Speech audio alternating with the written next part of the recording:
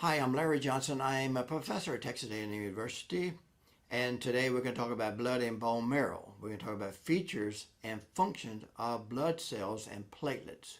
What do they do? Which carries blood, which fights infections, which causes clot to occur.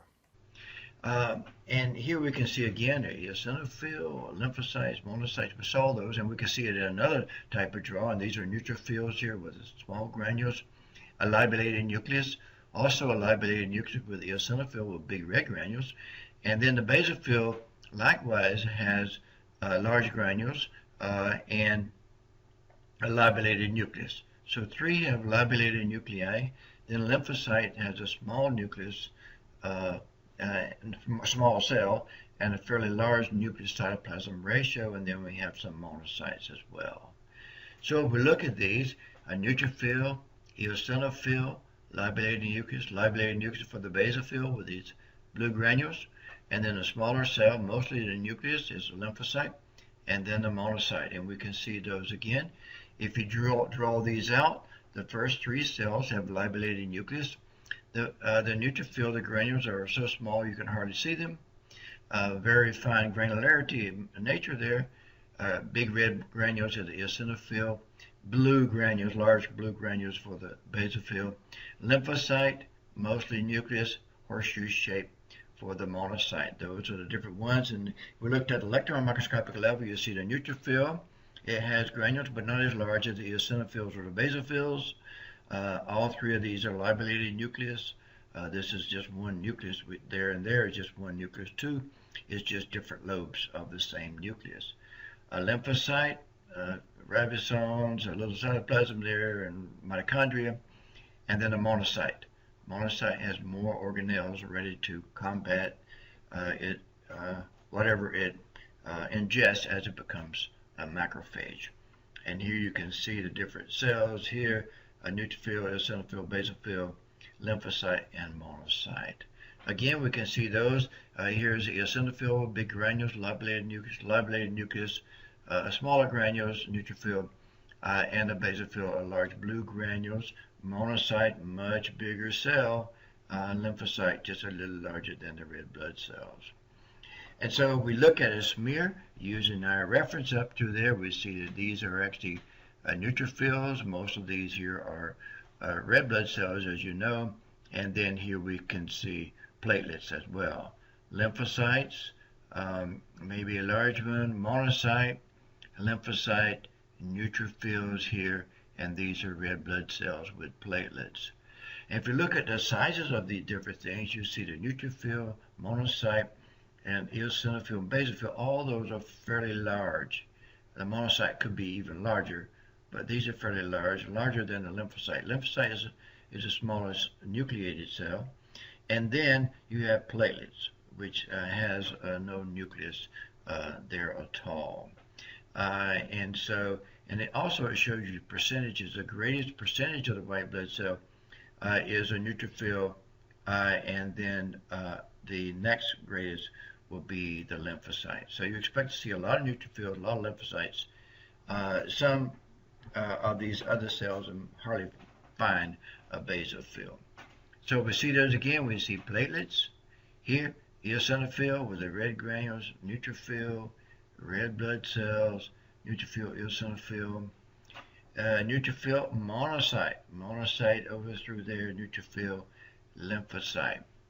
Neutrophil, monocyte, lymphocyte, that's the same as that. Platelets, as we can see, neutrophil, lymphocyte, eosinophil, lymphocyte, neutrophil, lymphocyte, eosinophil. We're getting red granules. Now, if you look at this stomach, this is a little piece of stomach, and it has a chronic infection. And you can see all the white blood cells, which you see the dark nuclei of them. We can see some plasma cells, a higher percentage than you normally see in the stomach. These are parietal cells and the chief cells, but today we're concentrating on the immune cells that are migrating in. And here you see a vessel, this little venule, and you have margination of neutrophils and eosinophils that are located in through there. See the eosinophils and the neutrophils. Now, if we look at an eosinophil, it has large granules and it has a core, a crystalline core, core that's in these granules.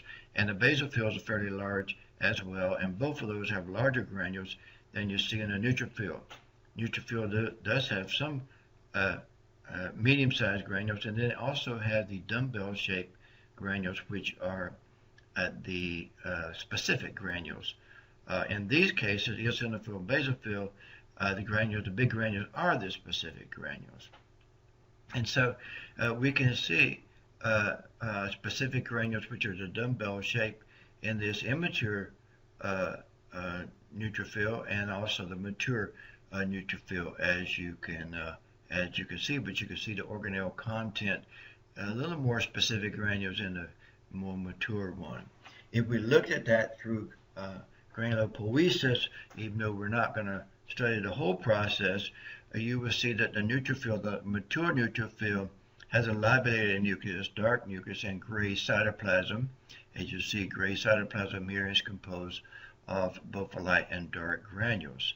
But if we look at a neutrophilic myelocyte, a precursor cell, neutrophilic myelocyte, these guys in here, myelocyte in this one, I should say, we can see oval nucleus, not lobulated yet, and we can see the cytoplasmic components. There's a lot of non-specific granules are located in there, but some specific granules as well. So what you want to think about when you look at these is that the nucleus is changing, goes from a spherical to oval, indented, highly indented nucleus, and the cytoplasm goes from blue, combination, gray, and then ultimately gray cytoplasm as maturation occurs. Now, if we look at blood, we can see lymphocytes here and here, so it's mostly the nucleus, a little bit of cytoplasm. And here we can see electron micrographs of a lymphocyte. There's a nucleus. It looks round up there, but it's really not spherical. It has indentations, as you see. There's another one there and there, and here are lymphocytes that we can see. It mostly has ribosomes in through there, a little bit of mitochondria, and some kind of pseudopodia projecting.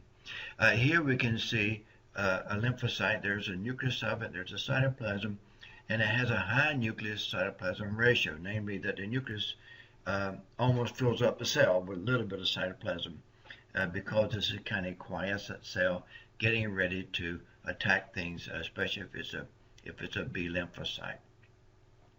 And here we see a large Golgi apparatus on another cell, the monocyte. Monocyte, which is one of the biggest cell that's in there, cytoplasm horseshoe shape, located in blood, and comes out and makes a macrophage. And we can see those macrophages here in the lungs. These are dust cells, or macrophages are collecting things. You can see the nucleus there. You can see the debris that it has gotten. Maybe this is a smoker's lung. But here we see electron microscopic view of the monocyte. We can see the pseudopodia. We can see the Golgi apparatus. And this is it at the light microscopic level. And then we have platelets. Platelets are numerous and vary in size, as you can see a platelet here. And the platelets come from the megakaryocytes. Megakaryocytes are located in bone marrow and little pieces of cytoplasm. Megakaryocytes have these vacuoles in here because really it's easy to pinch off some of the cytoplasm if you have the vacuoles that are in there. We want to thank the original sources of images, drawings, and photographs which made this presentation possible. Thank you. This is the end of the blood and bone marrow. That is the features and functions of blood cells and platelets.